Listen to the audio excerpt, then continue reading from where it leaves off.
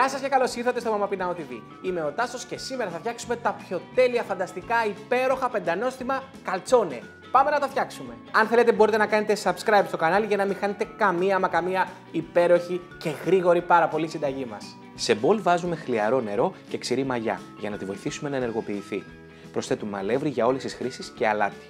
Πλάθουμε το μείγμα με τα χέρια μέχρι να ομογενοποιηθούν τα υλικά. Αλευρώνουμε τον πάγκο εργασίας και ξεκινάμε να δουλεύουμε τη ζύμη. Ζυμώνουμε με τα χέρια, δουλεύοντας τη ζύμη πολύ καλά. Την πλάθουμε σε μία μπάλα. Σε μπολ ρίχνουμε ελαιόλαδο και βάζουμε μέσα τη ζύμη. Προσθέτουμε επιπλέον ελαιόλαδο και καλύπτουμε τον μπολ με πετσέτα ώστε να φουσκώσει η ζύμη για 45 λεπτά. Ετοιμάζουμε τη γέμιση. Σε τηγάνι ζεσταίνουμε ελαιόλαδο και σοτάρουμε τον κιμά από λουκάνικο. Προσθέτουμε το κρεμμύδι και συνεχίζουμε το σοτάρισμα έως ότου γυαλίσει. Αλλά το πιπερώνουμε το κιμά και ανακατεύουμε καλά μέχρι να ροδίσει. Στον αλευρωμένο πάγκο δουλεύουμε τη ζύμη που έχει τώρα φουσκώσει.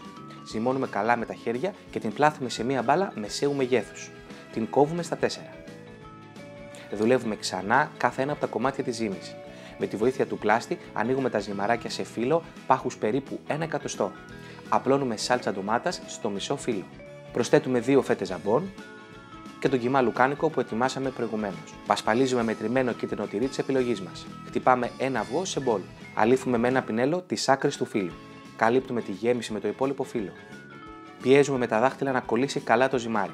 Στη συνέχεια, διπλώνουμε προσεκτικά τις ενώσεις, κάνοντας ένα όμορφο σχέδιο με τα δάχτυλά μας. Με μυτερό μαχαίρι χαράζουμε ένα χ σε κάθε καλτσόνε. Αλήφουμε με το αυγό τα καλτσόνε σε όλη την επιφάνειά τους. Τοποθετούμε τα καλτσόνε σε λαμπαρίνα στρωμένη με λαδόκολλα. Ψήνουμε στο φούρνο στους 220 βαθμούς στον αέρα για 15 λεπτά μέχρι να ροδίσουν ομοιόμορφα. Καταπληκτική συνταγή, πάρα πολύ εύκολη, πάρα πολύ γρήγορη, πάρα πολύ νόστιμη, ζουμερή γέμιση, υπέροχη ζύμη. Αφήστε τα λίγο να κρυώσουν και μετά δώστε του να καταλάβουν. Από εμένα πολλά φιλάκια. Γεια σας.